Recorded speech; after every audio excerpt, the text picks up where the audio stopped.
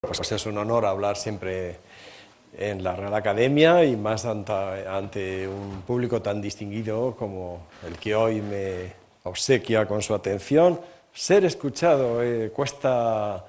digamos, hay que pagarlo. Es realmente en la sociedad en la que vivimos es un privilegio tener a personas como vosotros en la audiencia. Bueno, lo primero es que, pese al título, esta conferencia no debe ser una conferencia técnica, puesto que, como sabéis bien, la conferencia se enmarca dentro de una jornada que involucra y atrae a esta casa a académicos correspondientes y numerarios, no necesariamente del área de ecuaciones diferenciales, ni física, ni matemática aplicada, con lo cual, pues obviamente, el conferenciante no debe subirse a la parra, por decirlo así. Quiero solamente comentaros que sí he tenido, pues ya lo creo, la oportunidad de contar ante públicos ya muy especializados la contribución que va a ser objeto de la conferencia. Una primera versión apareció publicado en la revista Interfaces and Free Boundaries. El artículo llevó tiempo en ser aprobado y publicado porque había una cierta polémica detrás de todo esto. Pero bueno, yo ya empecé a contar cosas de este estilo, primero en Tours, luego en Valencia, en Cambridge, en el Instituto Newton en particular, ante una audiencia muy especializada. Luego he tenido ocasión de hacerlo en Nápoles, en Tenerife, también en París, en la Academia de Ciencias de París, lo he contado. Esta es una foto en el Instituto Newton, antes de dar la conferencia, que no se aprecia bien lo muy nervioso que estaba yo, estaba realmente un poquito temblando, pero salió bien. Bueno, entonces el plan de la conferencia es este. Primero voy a hablar un poquito del ambiente de Gamow, la contribución de Gamow y su propuesta de este efecto túnel en particular y el potencial de paredes infinitas. Hablaré de Schrödinger y de personajes españoles que actuaron a la época y relacionados, Cabrera, Rey Pastor y Dou. Luego ya me iré centrando poco a poco en la ecuación de Schrödinger y ya empezaré comentando, sin entrar en mucho detalle, el efecto túnel de Gamow. Señalaré la ambigüedad que aparece en todos los libros de texto. Desgraciadamente es una ambigüedad que se ha multiplicado y llega a todos los libros de texto de mecánica cuántica. Y luego ya, en una última parte que intentaré pasar rápido, pues os comentaré la idea de las demostraciones y algunas observaciones finales. Bien, entonces todo parte con un artículo en el año 28 muy oportuno. Hay que decir que Schrödinger venía de proponer su ecuación tan solo unos años antes y las contribuciones que se fueron produciendo nada más lanzar su propuesta de ecuación fueron increíblemente rápidas, impotentes y trascendentes. Gamow entonces analiza soluciones particulares muy concretas. Se pueden hacer en n dimensiones, pero incluso tener las ideas claras en una dimensión ya es un logro. Y la cuestión es que en vez de intentar resolver y buscar soluciones generales de la ecuación de evolución, vamos a llamarla así, pues vamos a buscar soluciones que es lo que se llama estados acotados, que obedecen a la estructura de variables separables, donde uno pone una exponencial en el tiempo, y entonces ya la cuestión es que U se reduce a ser solución de una ecuación estacionaria. Como digo, del 25 al 28 son años en donde surgen una cascada de contribuciones muy importantes. En un principio, Gamow estaba interesado en el potencial de Coulomb, un potencial muy concreto, repulsivo, al que luego mencionaré. Pero bueno, cuando yo me empecé a interesar por el tema, todo esto yo me empecé a interesar por el tema porque doy clase de mecánica clásica con una introducción a la mecánica cuántica y empecé a ver cosas que no me dejaban muy contento en los libros de texto, incluso remontándose uno en la historia. Y entonces empecé mi sondeo de la gente que yo tenía alrededor, de, bueno, ¿dónde podía buscar yo referencias de cuándo se propone por primera vez esto de los potenciales de paredes finitas o infinitas? Acudí a Galindo, Alberto Galindo, el gran especialista, presidente de esta academia en ese momento, que tenía su libro y no me supo decir históricamente cuál pudo ser el primer trabajo en donde se planteaba ese tipo de potenciales tan peculiares. Sánchez del Río, afortunadamente, estaba vivo en ese momento y él tiene varios libros de historia, me sugirió varias lecturas muy importantes. Acudí incluso... Ese es mi teléfono.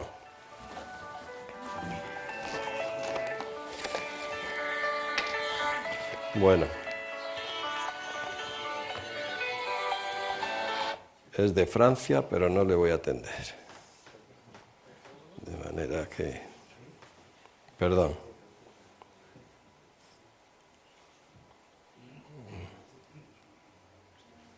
Vale.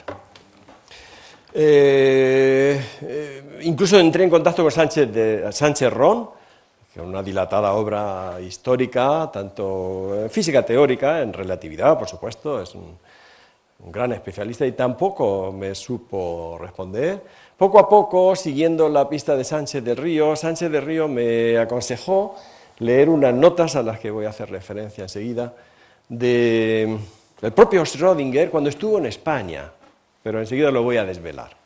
En todo caso, llegué por fin a un artículo al artículo de Gamow, un artículo sugerido por el propio Schrödinger, que apareció en alemán en el año 28, pero tengo un compañero alemán en el departamento, entonces, a base de acotar la parte que yo quería que me detallase un poquito más, pues logré entenderlo. Y entonces, pues bueno, habla Gamow en el año 28, como, pues aunque él se está interesando por potenciales de tipo Coulomb, que luego se rectifican en la cercanía del núcleo, él mismo dice enseguida que la misma dificultad la presentan, la dificultad más importante la presentan ya potenciales simplificados, en donde, lejos de tener una configuración, la función v de x de este estilo, pues uno pone sencillamente una función lineal a trozos, discontinua, eso sí, uno tiene que pagar ese precio, pero ahí está la dificultad. Y es el primer artículo, efectivamente, el primer artículo donde surgen los potenciales, este sería de paredes finitas, y luego en el mismo artículo él propone ya los potenciales de paredes infinitas. Muy bien. En el artículo de Gamow era ucraniano, se había formado en Moscú, de hecho era compañero de curso de Landau, y menciona que ese artículo lo había escrito durante una estancia en Göttingen y que respondía a una cuestión que había analizado previamente Rutherford en Cambridge. Bueno, Gamow es un personaje realmente impresionante, que merece la pena detenerse un poquito, luego más tarde lo haré. En todo caso, señalo que nació en Ucrania, murió en Estados Unidos, y luego mencionaré un poco. Y el gran autor, obviamente, pues es Schrödinger, que estuvo en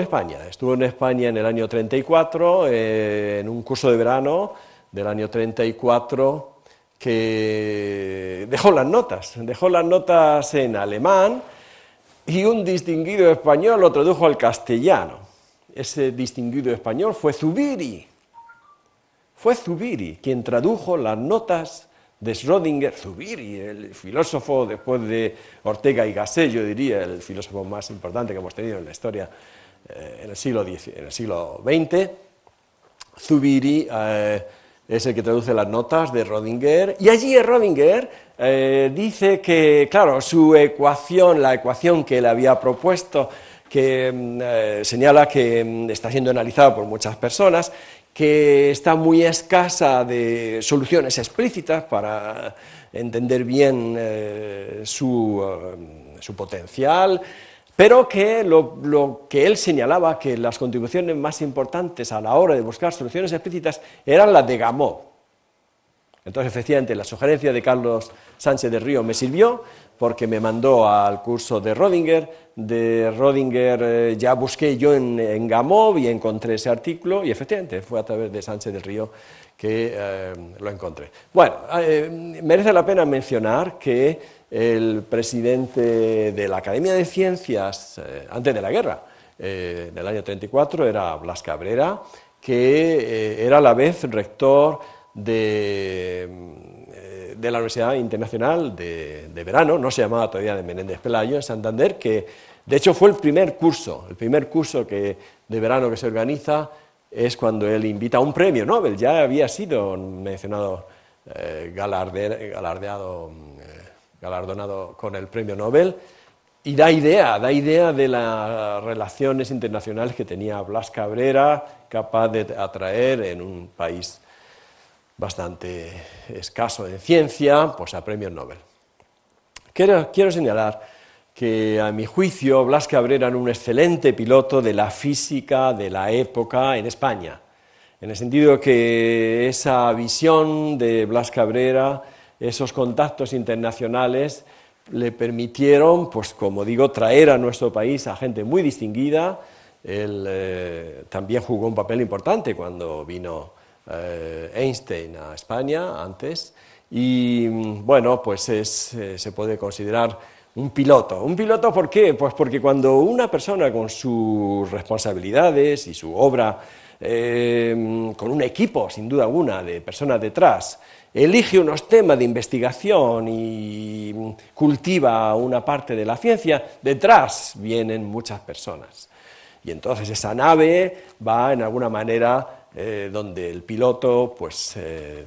quiera o no quiera, lo manda, ¿no? Bueno, y de Gamow es imprescindible decir que era un hombre brillantísimo, ya desde joven, pero además brillantísimo con un gran sentido del humor, que no perdería incluso hasta unos meses antes de fallecer. Lo primero, como he contado antes, cuando eran alumnos en Moscú, pues eran 4 alumnos distinguidos de su promoción, entre ellos estaba Landau, y aunque eran 4, pues se hacían llamar los 3 mosqueteros, porque sabemos bien que no eran 3, sino 4. Pero es que luego llegó el hombre a crear y publicar un artículo con un autor ficticio que no existía, solo para lograr que las iniciales del artículo que publicó se leyese como alfa, beta, gamma. Él aportaba la G de gamma, Alfer aportaba la alfa, y se inventó un nombre que no existía para que su artículo fuera llamado en corto alfa, beta, gamma.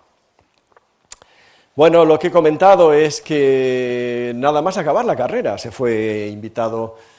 o no sé si por una beca, no he podido averiguarlo, a Göttingen, era el centro de la física teórica sin duda alguna, y allí contactó con Max Born, y en un principio era una beca de un verano, y estando allí fue cuando escribió este artículo y algunas otras contribuciones. Fue tan sonado en su momento que Niels Bohr le pidió que, según volvía a Ucrania, hiciera una etapa en Copenhague. Y bueno, pues su etapa duró 3 años, porque él cuenta luego en un libro de memorias, que es muy entretenido, que no tenía equipaje más que para el verano, pero Niels Bohr le ofreció un cargo, un puesto permanente, de hecho, en Copenhague, y se quedó, de manera que no volvió a Ucrania. Luego, después, ya se fue a Cambridge y más tarde a Estados Unidos. Pero además es que Gamow es famoso no solamente por sus contribuciones en mecánica cuántica, sino por ser uno de los autores del Big Bang, pero además también porque contribuyó y mantuvo una estrecha correspondencia con los descubridores del DNA. De manera que era un hombre polifacético, muy brillante, muy original, recibió muchas distinciones y premios. Uno de ellos lo recibió de la UNESCO en atención a una serie de libros de divulgación que escribió, que eran libros donde siempre empezaban de la misma palabra. Mr. Tompkins analiza la elasticidad, la relatividad, mecánica de fluidos, en fin. Y todo ello, como digo, con un gran sentido del humor. Mencionar Göttingen es un poquito obligado en estos momentos porque, digo, en el momento en el que se produce la contribución era el Princeton de nuestra época, por decirlo así. Hay que decir que 47 premios Nobel estuvieron allí, pero es que antes de los premios Nobel hay muchos más que estuvieron allí, empezando por Gauss, Riemann, Dirichlet y otros, de manera que Göttingen pues, está asociado a la mejor ciencia europea. Y bueno, pues uno podría entonces pensar, si he mencionado a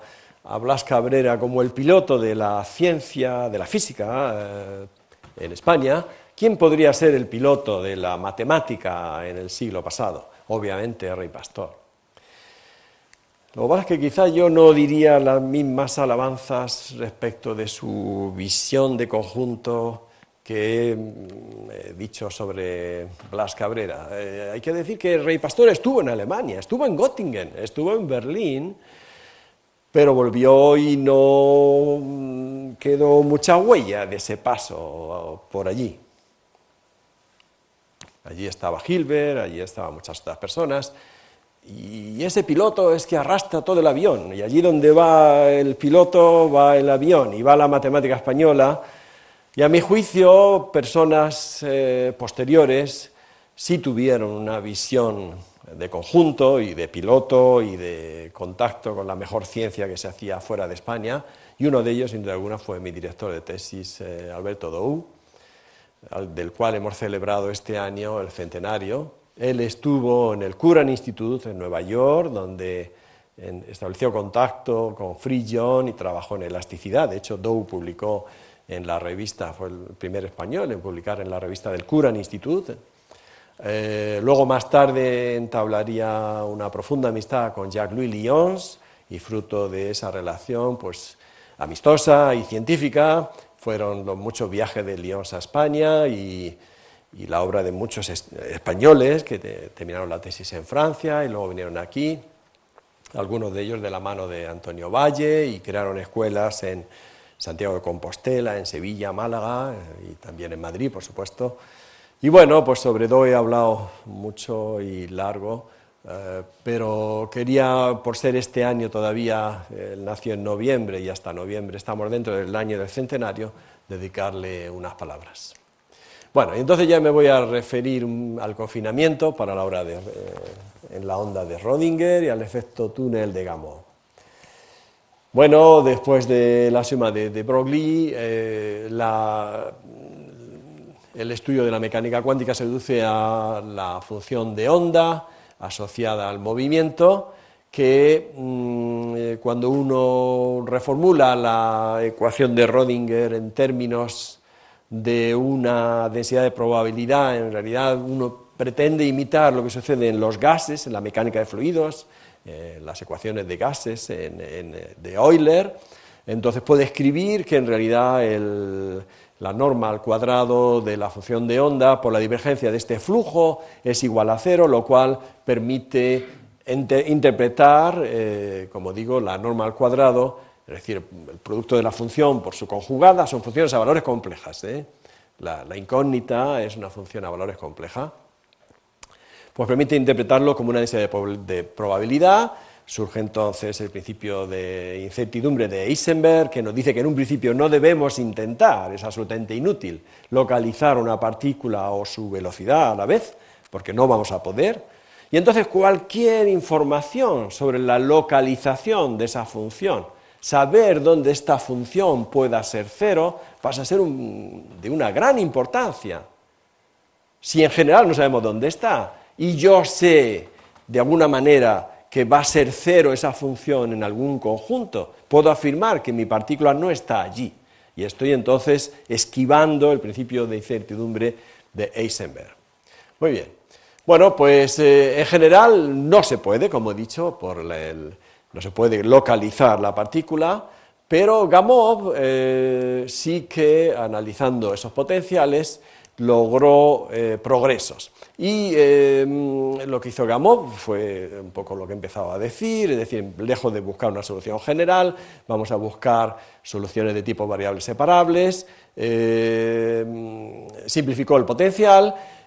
Y en particular, bueno, el potencial da un poquito igual si lo ponemos hacia arriba o hacia abajo, las ideas más importantes son locales y por tanto se van a aplicar en uno y otra cosa, pero lo primero que vamos a hacer es para el potencial de paredes finitas mencionar el gran éxito de Gamow, que es el efecto túnel. El efecto túnel es el observar que cuando uno busca soluciones de la ecuación elíptica que en una dimensión es bien sencilla, la ecuación esta en una dimensión, en la ecuación diferencial ordinaria, eso sí, en todo R, en todo el espacio, puesto que no sabemos localizar, según Heisenberg no podemos localizar la partícula, yo no puedo más que exigir la ecuación de Rödinger, que ahora se reduce a esta real, porque la parte compleja está metida en el tiempo y no en el espacio, o sea que la U es una función a valores reales, debe ser solución en todo R, y es una ecuación diferencial ordinaria, Lo que pasa es que con una función discontinua, esa es una gran dificultad que Gamow, de manera genial, se anticipa a los grandes matemáticos de la época que van a crear la teoría de distribuciones y de espacios de Sobolev, como son Jean Leray, el propio Sobolev o Laurent Schwartz, se anticipa en casi 30 años, y él busca, Gamow, en ese artículo en alemán, soluciones que sean localmente soluciones, es decir, sean soluciones de la ecuación a trozos, y luego eso sí se conforma Gamow en que haya solo un empalme C1. En eso se adelanta casi 20 años, o por lo menos 15 años, a Sobolev, a Leray y a Schwartz. Y esa parte es perfecta, y esa parte de Gamow es la que, con un desarrollo posterior, da lugar a los efectos, al microscopio de efecto túnel. El microscopio de efecto túnel que nos permite hoy día pues, aplicaciones a la medicina y, por supuesto, a la nanotecnología, en las que una partícula elemental atraviesa paredes y nos permite pues, tener información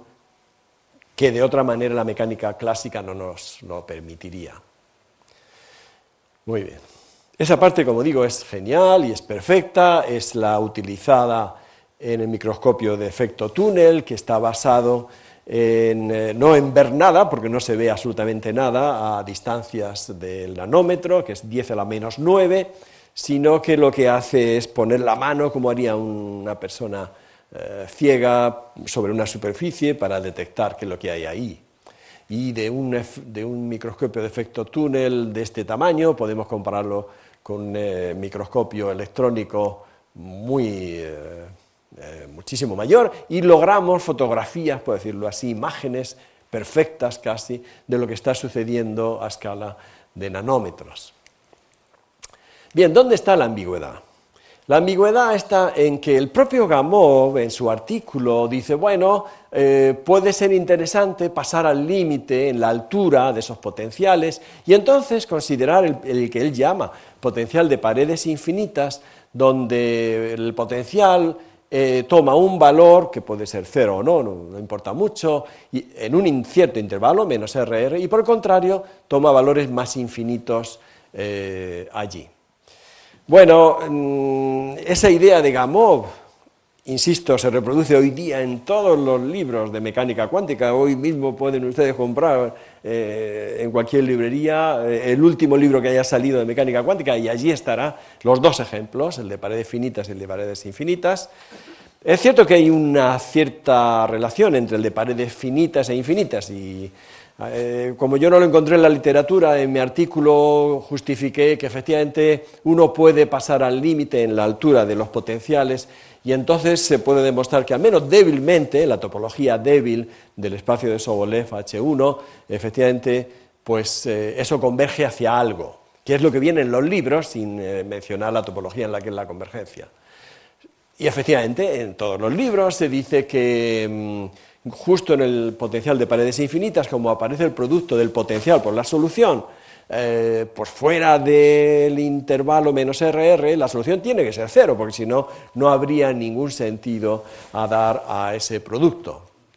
Y entonces se nos presentan en todos los libros, insisto, diagramas como esto, porque ahora ya el conjunto de autovalores, que corresponde a lo que se llama la energía, son discretos y tenemos una reproducción de las autofunciones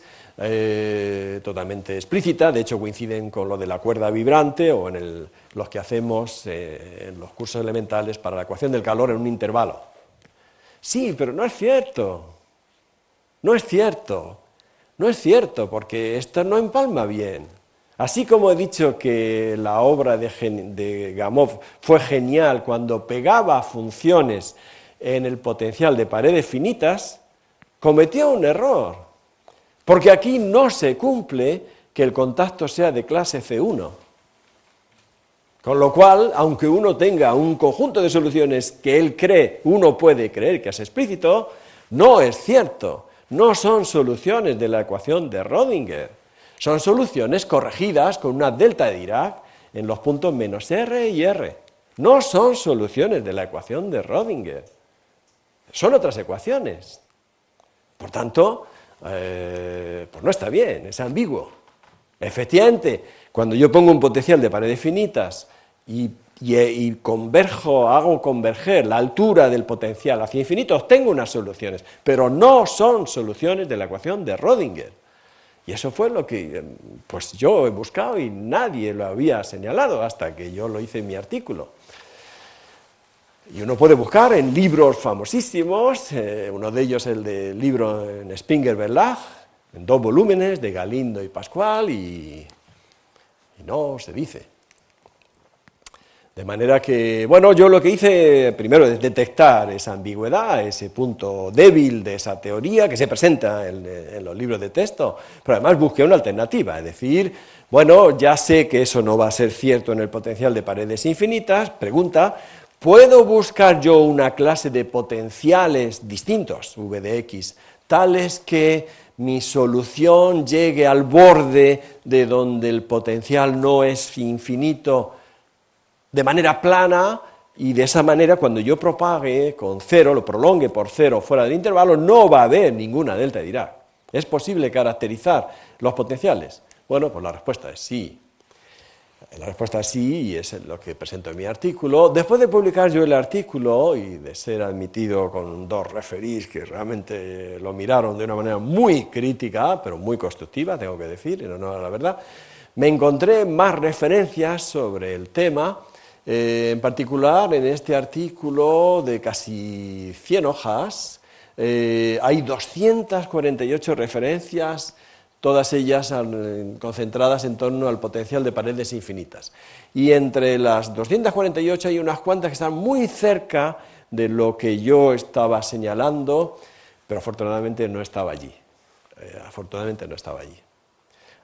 Por cierto, que en esta referencia, que como digo es un estudio monográfico del tema, no se señala a Gamow como el primer autor que propone los potenciales de paredes finitas o infinitas, sino un libro muy posterior del año 30. Bueno, y como digo, pues viene en todos los libros, absolutamente en todos los libros. Por ejemplo, un libro estupendo es el Griffith, en donde dice, bueno, se equivoca, pero sin embargo pone mucho énfasis en que ese ejemplo encierra, el de paredes finitas o infinitas, encierra mucha de la dificultad que luego se presenta en otros potenciales. Bien, entonces, como digo, yo lo que voy a hacer es considerar potenciales no ya de paredes finitas o infinitas, van a ser potenciales de este estilo, se van a hacer infinito fuera de un intervalo, pero voy a permitir que, bueno, sobre todo lo que yo quiero analizar es cómo tiene que decaer cómo tiene que crecer cerca de las paredes de de donde es finito ese potencial para que haya una prolongación plana. Bueno, pues como señalan ya en el libro Galindo y Pascual, este tipo de observaciones, de modificaciones del potencial de Gamow con potenciales singulares, aparece ya en la literatura muy tempranamente, y de hecho hay una monografía donde se hace todo un estudio, pero claro, con funciones integrables, funciones potenciales integrables. Si es integrable, entonces yo puedo analizar, tengo una información de cómo decae, y bueno, incluso hay potenciales que encierran un comportamiento similar, estilo la delta de Dirac, que es lo que se llama el quantum dot, que juega un papel muy importante en nanotecnología, y que también se pueden analizar con el tipo de resultados que yo voy a comentar. Bueno, entonces yo me voy a considerar solo en esta presentación el caso de una dimensión, pero se puede hacer en n dimensiones. Y como digo, abordo el problema que yo llamo de problema inverso de frontera libre, porque yo lo que quiero analizar es, dado el dominio, para qué potenciales la solución puede ser prolongada de manera que sea cero, tanto ella como su función. Por cierto que este tema está relacionado con la llamada propiedad de Holmgren y de continuación única, en la que Luis Vega ha publicado y otras personas, y se da allí una caracterización que obviamente va a dejar fuera el tipo de potenciales que yo voy a analizar. Pues esta es la respuesta. Si yo pongo un potencial que tiende hacia infinito, como la distancia al borde, si es que yo estoy llamando omega a mi intervalo menos RR, yo voy a demostrar que la condición óptima es, si es que V decae como una potencia negativa de alfa, voy a demostrar que eso aparece sí y solo si alfa es igual a 2. De tal manera que cuando alfa no es 2, el resultado es falso, pero cuando alfa es 2, sí que puede suceder. Sí que puede suceder, y de hecho puedo estimar constantes para las que tengo el decaimiento acotado de la solución cuando llega al borde, y eso me permite entonces extender por cero, y la pretendida localización de Gamow ahora sí es totalmente rigurosa y lícita para potenciales, como digo, que decaen como el llamado potencial de Hardy, que es una potencia inversa cuadrática. Bien, curiosamente la demostración que yo voy a ofrecer es muy indirecta, porque siendo un problema lineal al que estamos teniendo en consideración, yo voy a dar una demostración que utiliza, y de qué manera, análisis no lineal. No hay más razón que, es que yo es un poco lo que sabía hasta ahora, de manera que uno utiliza las herramientas que manejaba, y pues yo seguí la pista de los trabajos de Brecis, mi otro director de tesis en Paris 6, y de hecho escribí un texto en Pitman sobre problemas de frontera libre no lineales, que aparecen en mecánica de fluidos y en otros contextos. Y luego lo que he hecho ha sido, como digo, utilizar esa información de análisis no lineal para aplicarla curiosamente en un problema lineal. Bueno, la cuestión es esta. Yo voy a analizar, antes de llegar al problema lineal, voy a analizar el problema de autovalores, efectivamente el problema de autovalores, pero para un problema semilineal, donde en vez de poner un potencial que depende de X, voy a poner un potencial no lineal, si uno quiere, y es una constante por una potencia m, que eso sí va a ser menor que 1. Muy importante en toda esta teoría, cuando uno hace la teoría no lineal, el problema de autovalor asociado, esta función no puede ser Lipschitz, porque si es C1 o Lipschitz continua, todo lo que diga es absolutamente falso. Bueno, pues para este problema semilineal, lo que uno puede demostrar es que efectivamente existen unos autovalores distinguidos que dependen de la no linealidad, tales que las autofunciones están acotadas por funciones de la distancia al borde, y justo con la potencia, que esa es la magia, la potencia es la importante, 2, 1 menos m, que cuando yo escriba esto en forma lineal va a ser la clave. Y después de analizar el caso del primer autovalor, analizamos, Jesús Hernández y yo, la bifurcación que se produce en todos los autovalores del problema escalar, real, lineal. De manera que lo que vamos a demostrar es que porque en mi problema semilineal hay una bifurcación de soluciones, de tal manera que para cada valor de lambda yo tengo suficientemente grande, en particular mayor que el primer autovalor, tengo exactamente una solución del problema no lineal, y además se puede demostrar, y vamos a demostrar, que a partir de un cierto valor intermedio, esa solución que por reproducir a la primera autofunción es estrictamente positiva, pues justo a partir de un cierto lambda es plana, es decir, que su derivada en el borde es cero, y luego ya incluso produce soluciones con soporte compacto, su soporte se hace más estrecho y lo puedo mover, y lo mismo se hace con la segunda, la bifurcación que nace del segundo autovalor del problema lineal, de manera que en el infinito nace una rama que reproduce la forma de la segunda autofunción, cambia una vez de signo, y cuando llego a un cierto valor mágico de la rama de autovalores, esas soluciones son planas, a diferencia de estas otras. Y lo mismo con todos los autovalores. Y es eso lo que nos permite pues, extender luego por cero y demostrar que ahora ya en R, y ya para el problema lineal, puedo generar una familia de potenciales que cumplen lo que Gamow quería, pero sin ser exactamente el potencial de Gamow. Bueno, las demostraciones son un poquito técnicas y las voy a pasar un poquito rápido. El método que hacemos es el método de disparo para una ecuación diferencial ordinaria, es decir, empiezo a disparar desde el origen,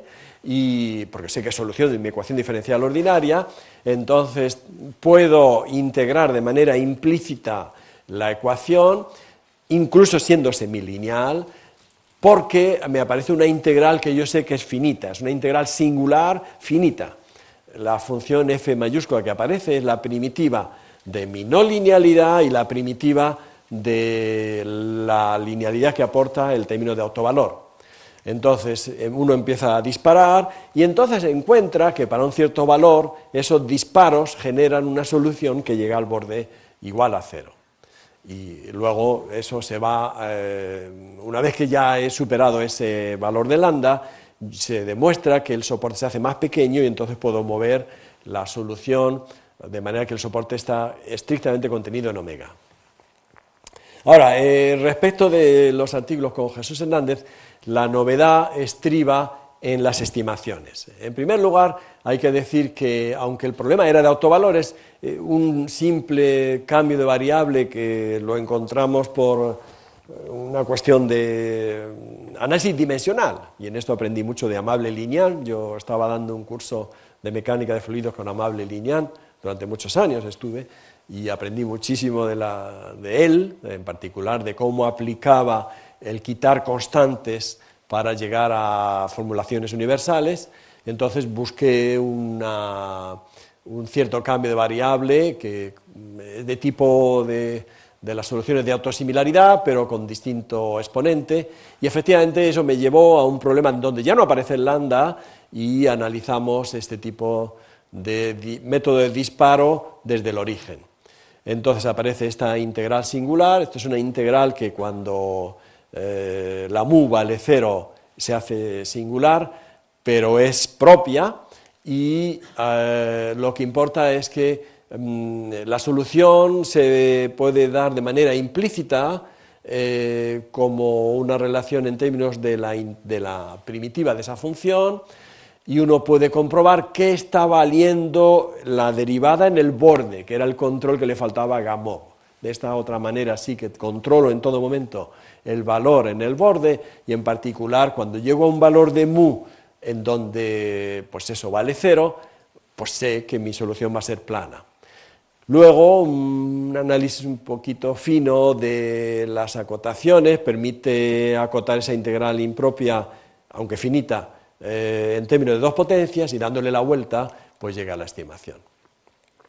A la hora de aplicar esto a las ecuaciones lineales, Bueno, primero, cuando alfa era menor que 2, eso ya estaba escrito, hay que buscarlo un poquito en la literatura, pero hay artículos, especialmente de Birch y Rostamian, donde demuestran de manera indirecta que la solución nunca puede ser plana. El esfuerzo era demostrar que si alfa era 2, entonces la solución era plana.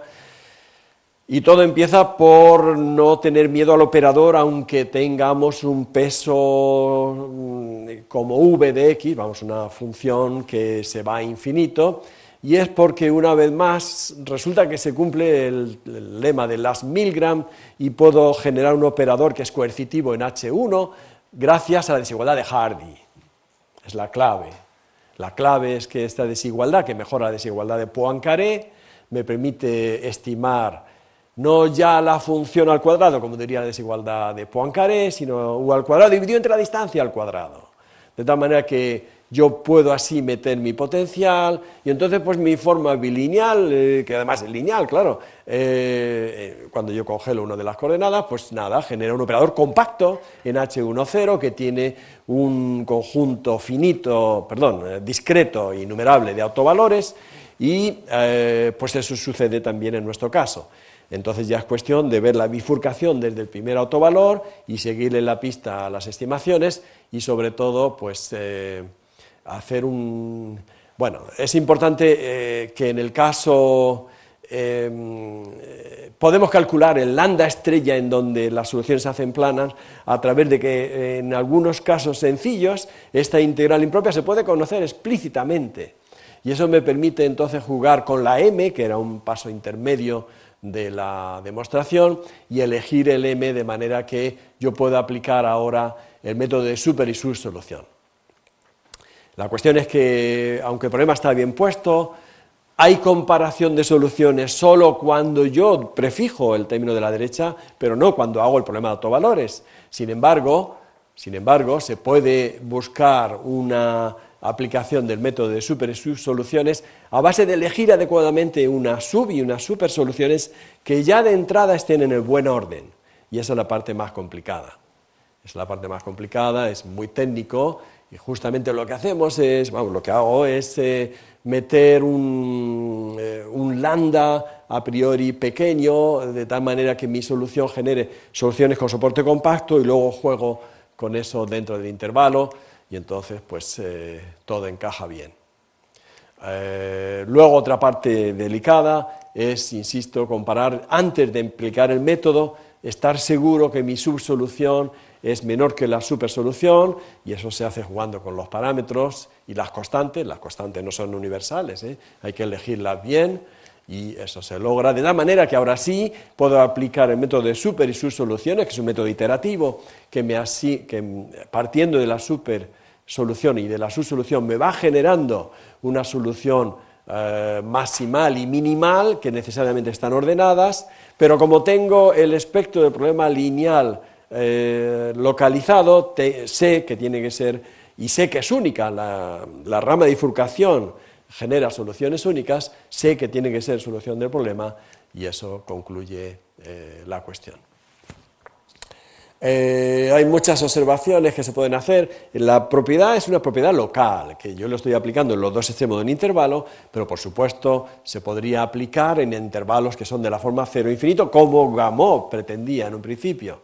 Y la cuestión es que cuando uno busca y pone potenciales, estilo el de Coulomb o el de Yukawa, luego tiene, cuando está analizando un sistema central, digamos, tiene que corregir el potencial con un potencial efectivo que tiene en cuenta el momento angular. Mirar qué casualidad que el momento angular aporta exactamente el crecimiento que yo necesito en el origen, que es de la forma r², aunque el potencial de Coulomb no verifique el crecimiento que yo necesitaba, el potencial ficticio que uno pone en el campo central, cuando uno analiza en n dimensiones, hace generar justamente el decaimiento que yo necesitaba. De manera que se aplica perfectamente. Luego, más tarde, de mi artículo en la revista de Oxford, escribí con unos norteamericanos la extensión a operadores de orden superior, no ya de orden 2, sino de orden general n, pero para el caso semilineal, y estamos trabajando para la extensión en el caso lineal. Y hay muchas extensiones, por ejemplo, claro, yo he empezado suponiendo la estructura de la solución de la ecuación de Rödinger en forma de variables separables, pero no, uno puede aplicarlo en general, puesto que todas las autofunciones están confinadas a ese intervalo en donde el potencial se hace singular, con lo cual pues, se puede escribir perfectamente un teorema válido para cualquier dato inicial que tenga su soporte contenido allí donde el potencial va a ser finito. Y en fin, hay muchas otras propiedades y bueno, pues muchas gracias por vuestra atención.